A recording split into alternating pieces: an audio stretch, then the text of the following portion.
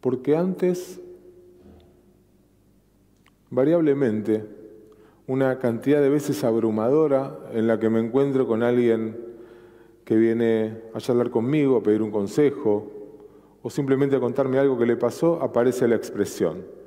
Porque antes yo, porque antes él, porque antes ella, porque antes nosotros, porque antes la educación, porque antes el país, porque antes la comunidad, porque antes,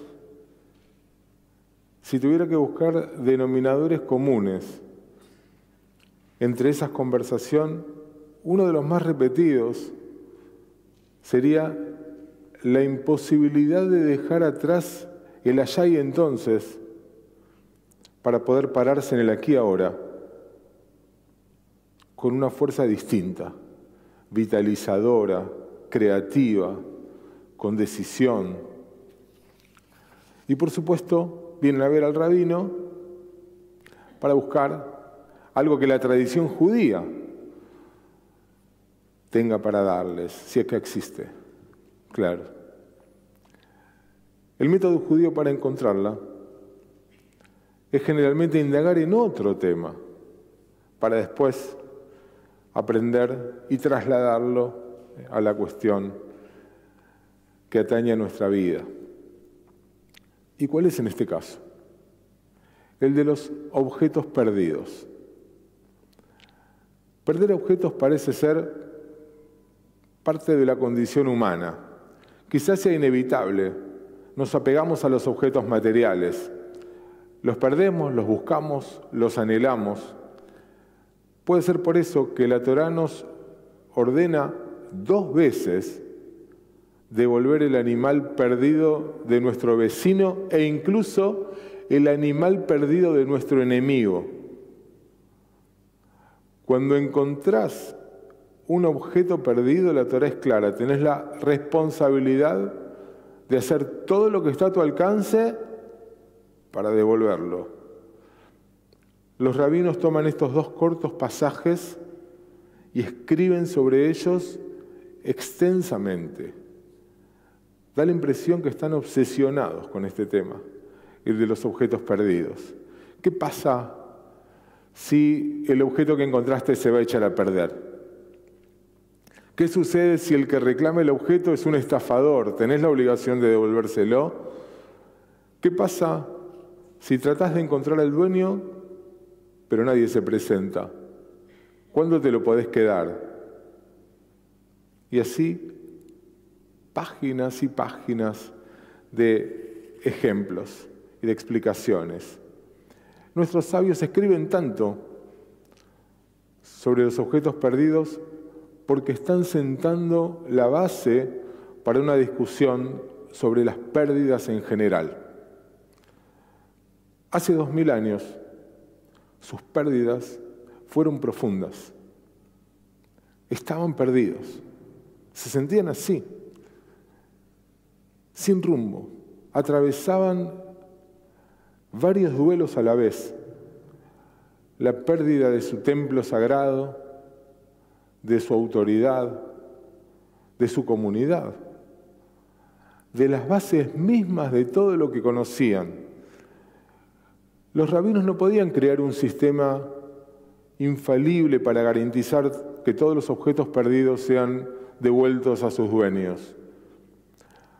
Algunas cosas no pueden ser devueltas. Algunas pérdidas son definitivas. En la ley judía, si alguien encuentra un objeto, tiene la obligación de tratar de devolverlo a su dueño, siempre y cuando, y acá está la clave, el propietario aún espera encontrarlo.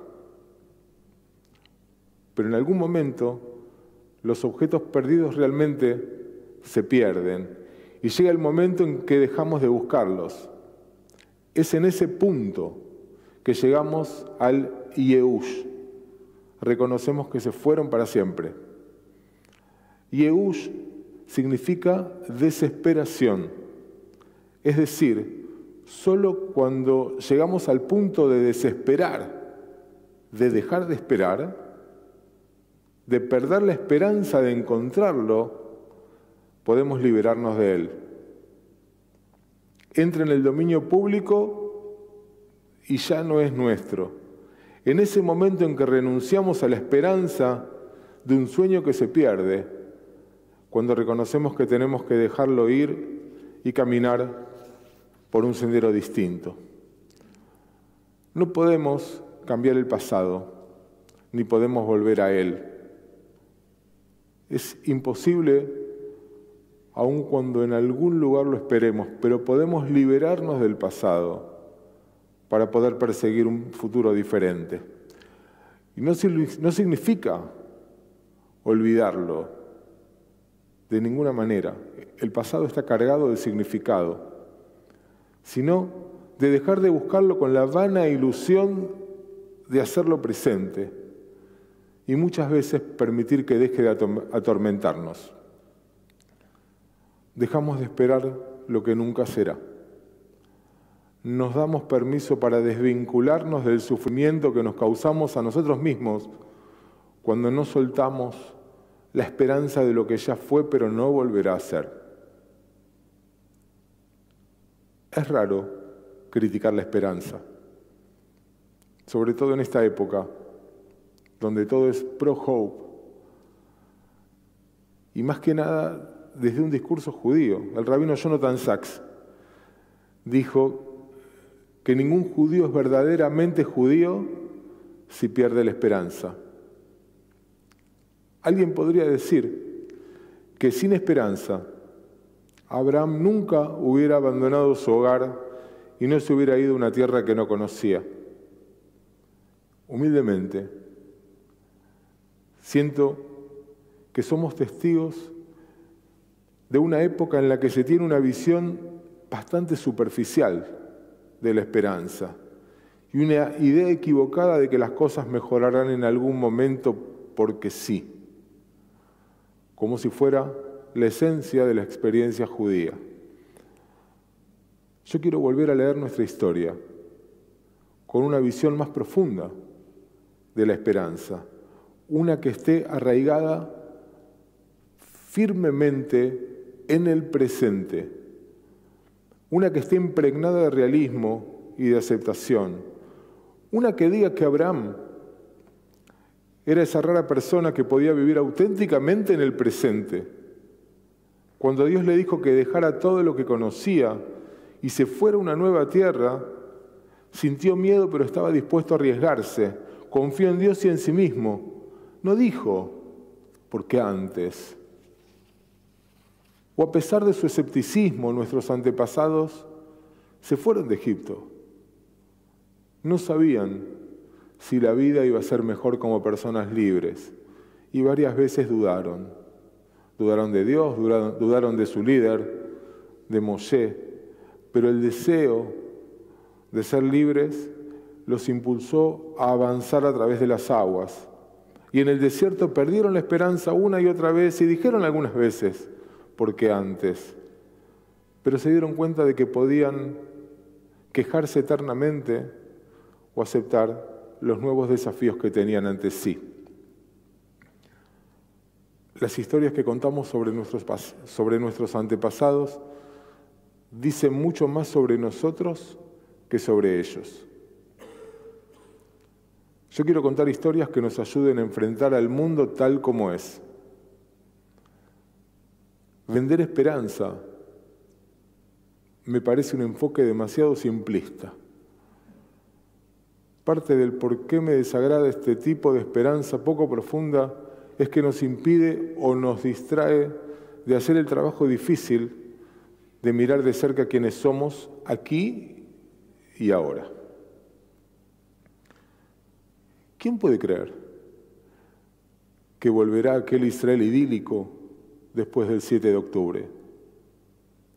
Hace mucho que la versión idílica de Israel se perdió, lo sé, pero en algún lugar seguimos pensando en ella.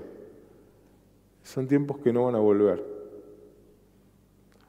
Lo que no significa que plantados en el aquí y ahora aunque este presente de destrucción, de pérdidas enormes y de angustia por los que están secuestrados duela, podamos creer que hay salidas, ninguna fácil, pero que tiene que haber caminos para que el mañana sea mejor.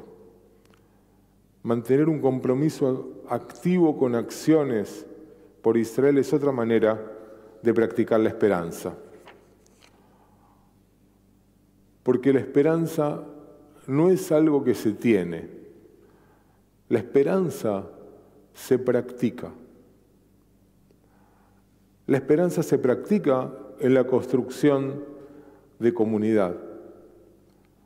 Cuando nos dedicamos a un objetivo común, fortalecemos los lazos humanos, cultivamos una visión compartida de un futuro mejor. Es un acto poderoso de esperanza colectiva. La esperanza se practica, no aferrándonos a un optimismo ingenuo o a una positividad tóxica, sino nutriéndonos con flexibilidad y apertura, basados en una realidad que nos permita confrontar con nuestras inseguridades, lidiar con nuestras vulnerabilidades, conectarnos con lo mejor de nosotros, aprendiendo a trabajar para lograr resultados diferentes y descubrir nuevas posibilidades y caminos. Descubrir quiénes somos, no quienes queríamos ser, no en quienes esperábamos convertirnos, dejar de esperar lo que no va a suceder, vernos a nosotros mismos de manera franca, honesta y genuina, también con gesed, con bondad. Es el paso más firme en el escalón para empezar a ascender. No nos desentendemos del pasado. Es maravilloso y valioso volvernos a conectar con lo que vivimos, sin idealismos vacíos. Pero el pasado tiene un voto y no un veto, decía el rabino Mordechai Kaplan. La Kolzman, Bet lechol hefetz tachat hashamayim. Cada cosa tiene su tiempo y su lugar bajo el cielo.